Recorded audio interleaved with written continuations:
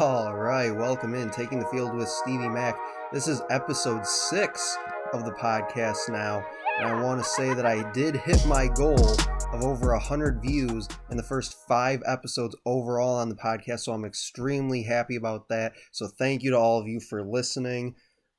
Just a quick update on the picks last week. I told you to stop picking Nebraska.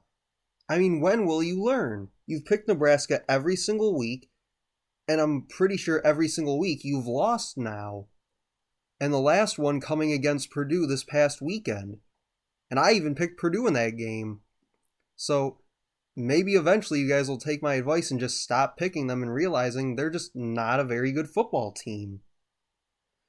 So the other news from this past couple days, since I haven't been on the podcast in a little while, is the news that Willie Taggart's out at Florida State, and one of the names being floated around there last night on Twitter to replace Taggart was PJ Fleck, and this afternoon Minnesota announced that he's getting a new 7-year contract extension at Minnesota for him and his staff, which will give them all bonuses moving forward.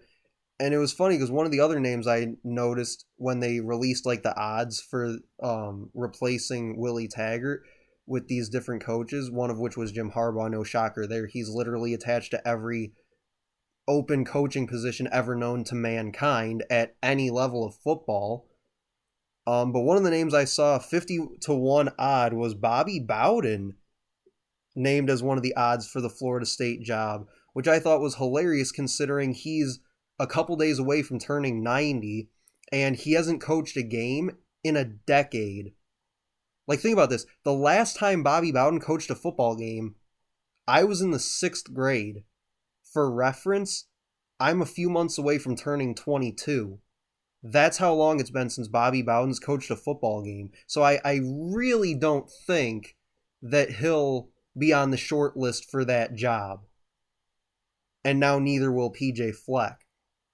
And then on this Tuesday evening, Michigan and Michigan State tipping off their basketball seasons tonight. Michigan will be in action against Appalachian State from Chrysler Arena at 7 o'clock on BTN. Michigan State tipping their season off against Kentucky in the Champions Classic on ESPN at 9:30. But the main topic I wanted to get to today on the podcast, I've been talking a lot about football since the podcast started, a lot of Michigan, a lot of Lions, a little bit of Michigan State, and, even showing some love to teams like Minnesota. But I want to kind of flip it, and I want to talk a little basketball today. Specifically, I want to talk about Andre Drummond and the way he's played to start this season, and really kind of looking back at the season that was for Andre Drummond a year ago, because I really have this one question that I need answered more than anything, and that's, why do people not like Andre Drummond? Not as a person, but why do they not like him as a basketball player? They say he just isn't good enough. He isn't, fast enough. He isn't athletic enough. He isn't trying hard enough or puts enough effort in.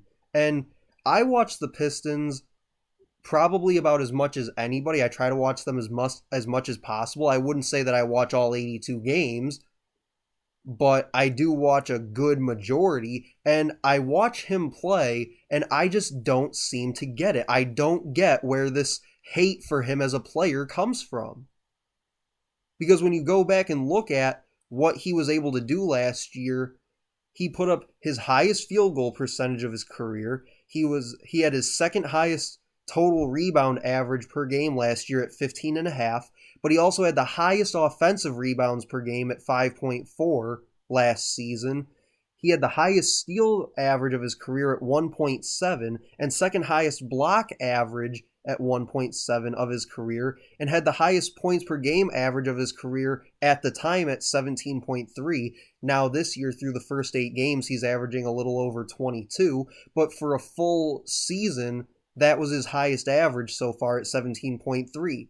And when you go back and compare what he did last season with guys at his position that play similar styles to him, I looked at DeMarcus Cousins, Karl Anthony Towns, and the beloved Joel Embiid. I bet if you took their 4 stats, those 4 guys' stats, took away their names and had you pick which one Andre's was, I bet you couldn't do it.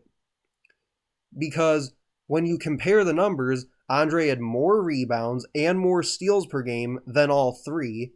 He had more blocks per game than Cousins and Towns and had a higher field goal percentage than all three. And that's really one of the biggest things I saw outside of the whole not trying hard enough thing, was people just ripping on his shooting percentage, because they're like, oh, he just shoots these little bunnies underneath the net. You know, he gets all these putbacks and things like that, these easy hook shots and things like that. How does he not convert more of those? Well, that might be true, but at the same time, he's also being mauled by half the opposing defense under the basket. So the fact that he even gets the shot off at all is pretty impressive to me, let alone the fact that he hits over 50% of those when he's got the entire defense draped all over him. But he has a higher field goal percentage last year than those other three guys I just named. And all three of those guys at some point have been considered to be better at the position than he is. So if he's putting up equal or better numbers than them, and you think he's trash, what does that say about them? You know, what does that say about your beloved Joel Embiid, who is known as the truth or whatever? The truth is, he's no better than Andre. That's the truth. You can say what you want, but the numbers speak for themselves. Sure, head-to-head, Joel might have the edge against Andre when they play each other, but over the course of an 82-game season, what's the difference between the two? I just gave you the numbers. So I compare Andre to Matthew Stafford because they're both Detroit pro athletes who I think are extremely underappreciated at their positions and what they do for their teams. Because when you look at Stafford, he played all last season with a broken back, and he had no weapons to speak of on offense. He had half a season of Golden Tate. He had a half a season of Marvin Jones. He had maybe half a season of Kerryon Johnson. He had no tight ends with any sort of legitimate pass catching ability, and he got ripped. But what more could he have done? He did what he could do with what he had. Same as Andre. He put up career numbers last year and outperformed players of similar ability last season that are seen as better than him, as I mentioned. And for a couple games last year, I think it was like a 3 or 4 game stretch where he sat out due to a back injury because of the physicality of the way he plays under the rim. But he sat out with a back injury for a few games last year, and during that time, the Pistons, I watched them, the Pistons lost all ability to rebound the basketball at both ends of the floor and lost their ability to maintain a post presence, especially on defense. And during those 3 or 4 games, they gave up the most points of the season during that span without him. And I think that similar to Matt Stafford, if you want Andre to succeed, you have to give him more around him to work with. Because right now, the Pistons are 3-5 without Blake Griffin and without Reggie. Last night, they didn't even have Derrick Rose or Tim Frazier. But without Blake Griffin and Reggie Jackson specifically, and Andre is still putting up 21 points a game. That would be a career high. 2.5 blocks per game, 1.8 steals, 2.5 assists, and 19.5 rebounds per game. What more can you ask of the guy on a team that's currently below 500? I promise you, I absolutely promise you, that there are far bigger problems on this team than Andre Drummond. Because, if anything, Andre Drummond is not the problem. If anything, he's the solution. He's been the solution to your injury problems through these first 8 games. No Blake, no Reggie, no problem. The guy's going to go out there and give you 20-20 a game. I tweeted this out the other day. If the worst game he's had at this point in the season through the first 8 games is a 12-point, 13 rebound, and 2 block game, then he's clearly doing something right. If that's his worst game this season, then I promise you, he's doing all he can. Because I read a stat on Twitter the other night that said he's like the 3rd player in NBA history to have as many 20-20 games this early in the season as he's had. And he's like the 3rd player in franchise history to have as many as he's had over the past year and a half, I believe it said. So again, I'll say it again. I promise you, Andre Drummond is not the problem. Give him more to work with. When Blake comes back, when Reggie comes back, I'm sure you'll see a difference. But when they come back, he might not be putting up these, 21 points, 24 rebound type games anymore, because obviously you have to give Blake the ball every once in a while. Obviously Reggie's going to try and go out and get his. But I absolutely promise you that last season and now, Andre Drummond was not and is not the problem for the Pistons.